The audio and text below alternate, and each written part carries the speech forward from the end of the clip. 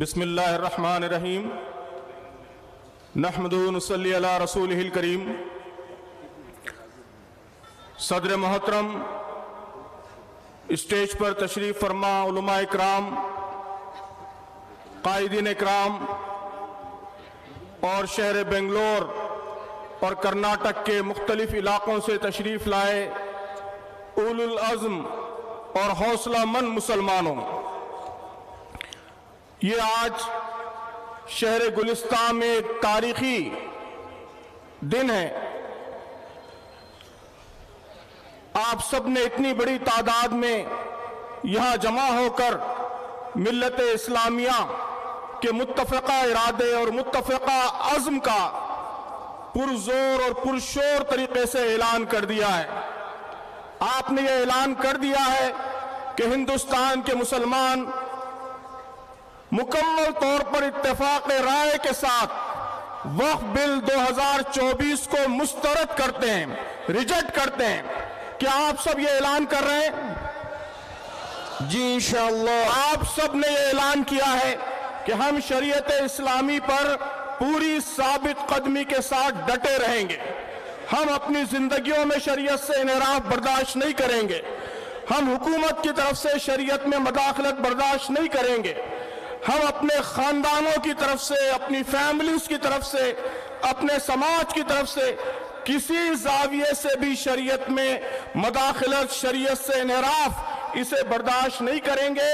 آج کے اجلاس کا یہ اہم ترین اعلان ہے، یہ ہم سب کا اہم ترین عزم ہے، یہ ہمارا پختہ ارادہ ہے، اور اسی ارادے کے ساتھ انشاءاللہ اس اجلاس سے ہم واپس لوٹیں گے۔ محترم سامعین، حالات یقیناً چیلنجنگ ہے، لیکن میں ہمیشہ کہتا ہوں کہ بڑے چیلنجوں کے ساتھ ہی ہمیشہ بڑے مواقع، بڑی اپورچونٹیز وابستہ ہوتی ہیں۔ ان مع العسر یسرا، یہ قرآن مجید کا ایک یونیورسل پرنسپل ہے، ایک آفاقی اصول ہے کہ جب بڑی مشکل ہوتی ہے، بڑا چیلنج ہوتا ہے، تو اس کے جلو میں، اس کے پیچھے ایک بڑا موقع، ایک بڑی اپورچونٹی ہمارا انتظار کر رہی ہوتی ہے۔ انشاءاللہ یہ چیلنج جو کبھی وقف بل کے عنوان سے آ رہا ہے، کبھی مطلقہ قانون کے عنوان سے آ رہا ہے، کبھی یونیفارم سول کوڈ کے عنوان سے آ رہا ہے، ان چیلنجوں کے پیچھے بھی اس امت کے لیے، اسلام کے لیے، اس ملک میں اسلام کی دعوت کے لیے زبردست مواقع، زبردست اپورچونٹیز ہمارا انتظار کر رہی ہے۔ لیکن محترم سامعین، قرآن مجید کا ایک دوسرا اصول ہے۔ دوسرا اصول کیا ہے؟ یہ مواقع، یہ اپورچونٹیز، یہ ہاتھ پر ہاتھ دھرے بیٹھے رہنے سے حاصل نہیں ہوتے، یہ گھر میں بیٹھ کر انتظار کرنے سے حاصل نہیں ہوتے۔ قرآن کا یہ اصول بھی ایک یونیورسل اصول ہے، ایک آفاقی اصول ہے کہ ان اللہ لا یغیر ما بقوم حتی یغیر ما بانفسہم، کہ اللہ تعالیٰ کسی قوم کی حالت اس وقت تک نہیں بدلتا جب تک ہم خود اپنی حالت نہ بدلیں۔ تو ہم کو ان مواقع کا استعمال کرنے کے لیے اپنی حالت بدلنا ہوگا، اپنے آپ کو بدلنا ہوگا، اپنے رویے بدلنے ہوں گے، اپنے کام کے طریقے بدلنے ہوں گے۔ کیا تبدیلیاں لانی ہیں، اس پر تفصیل سے علماء اکرام اظہار خیال کر چکے ہیں۔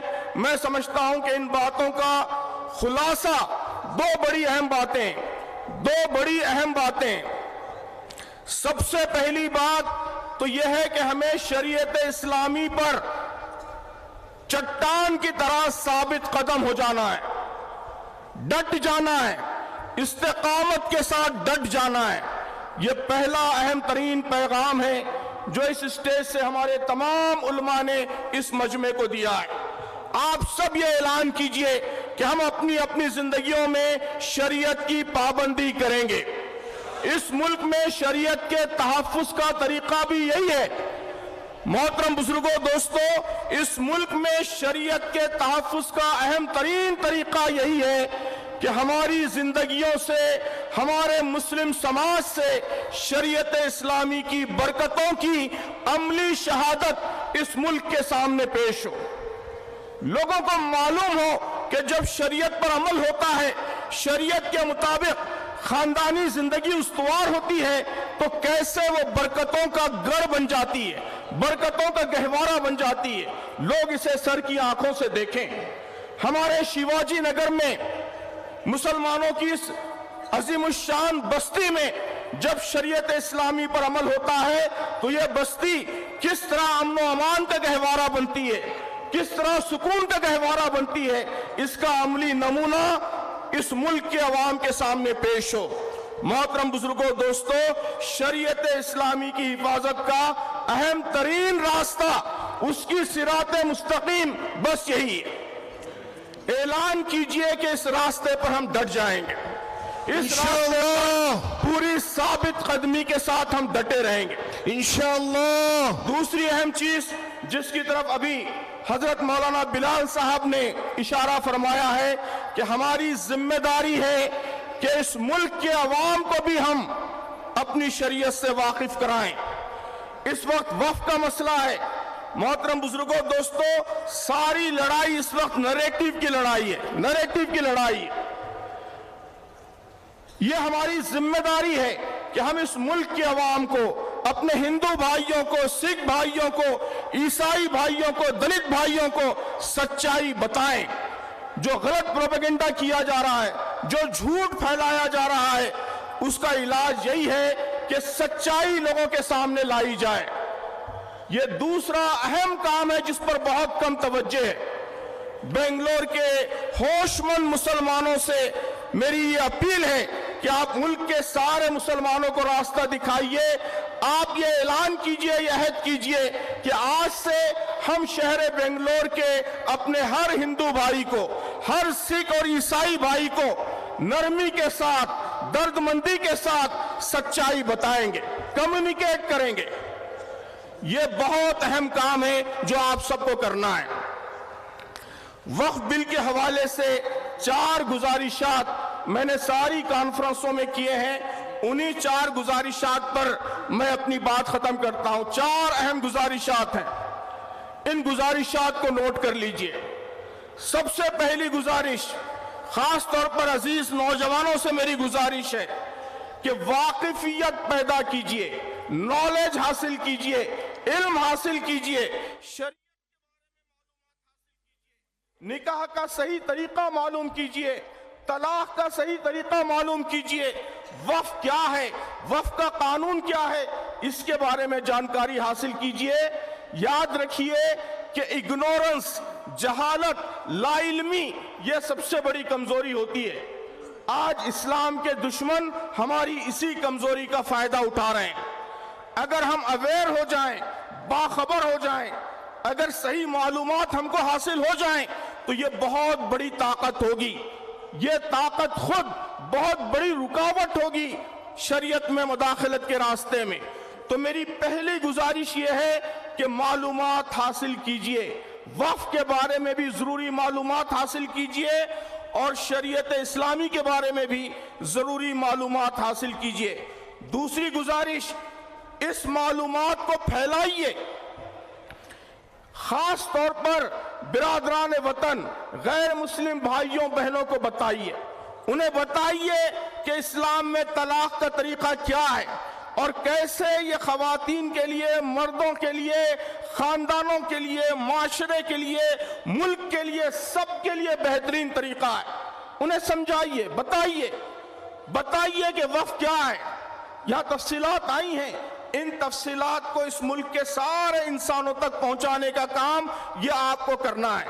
آپ میں سے ہر ایک شریعت کا ایمبیسڈر ہے، اسلام کا ایمبیسڈر ہے، اسلام کا سفیر ہے۔ اس سفارتکاری کا فریضہ ادا کرنے کے لیے اٹھ کھڑے ہو جائیے۔ ہمیں صرف مسلمانوں کے درمیان نہیں رہنا ہے، اس ملک سے بات کرنا ہے، اس ملک کے عوام سے بات کرنا ہے۔ نریٹیو کی جو جنگ ہے، نریٹیو کی جو لڑائی ہے، اس لڑائی میں ایک اہم سپہ سالار کا، ایک اہم سپاہی کا کردار ادا کرنا ہے۔ کیا آپ سب یہ کام کرنے کے لیے تیار ہیں؟ کیا آپ میں سے ہر ایک 4 برادران وطن کو، 5-10 برادران وطن کو سچائی پہنچانے کا ٹارگیٹ اپنے ذمہ لیتا ہے؟ اگر آپ سب یہ کام کرنے کے لیے تیار ہو جائیں تو بزرگوں دوستوں خود بخود جھوٹ جس طریقے سے پھیل رہا ہے وہ رک جائے گا، اور یہی ہماری سب سے بڑی جیت ہوگی۔ تیسرا اہم ترین کام، اپنے سیاسی نمائندوں کو جواب دہ بنائیے۔